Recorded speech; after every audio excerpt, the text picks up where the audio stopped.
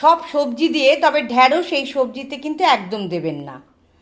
ঝিঙে, চিচিঙ্গে, পটলটা গোটাই রাখবেন, আলু, টমেটো, কাঁচা লঙ্কা, লাল লঙ্কা এখন বাজারে পাওয়া যায়, লাল লঙ্কা একটু নিয়ে আসবেন, শুকিয়ে নিয়ে রাখবেন, কাঁচা লঙ্কা সব শুদ্ধ সেদ্ধ করবেন।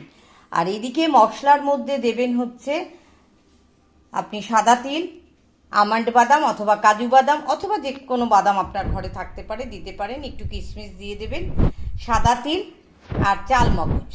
পোস্ত তো অবশ্যই দেবেন। একসঙ্গে একটু ফুটিয়ে নেবেন গরম জলে, তারপরে বাটবেন। তাহলে কি হবে, বাটাটা খুব মিহি হবে। তেল গরম করতে দেবেন, সেদ্ধ করা সবজি নাড়াচাড়া করবেন এবং মশলাটাও সঙ্গে সঙ্গে দিয়ে দেবেন। যেরকম ঝাল আপনার জিহ্বা সহ্য করবে সেরকম ঝাল দেবেন। আর শরীরেও তো দেখতে হবে, সব দিক থেকে বিচার বিবেচনা করেই রান্না করতে হবে। নুন মিষ্টি দেবেন, একটু হলুদ, তবে আমি গুঁড়ো লঙ্কা ব্যবহার করি না।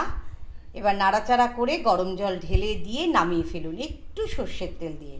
গন্ধরাজ লেবু অনেকেই খেয়ে সহ্য করতে পারেন না, তাই গন্ধরাজ লেবুর টুকরো এরকম একটা দিয়ে রাখবেন, গন্ধটা ছড়িয়ে যাবে।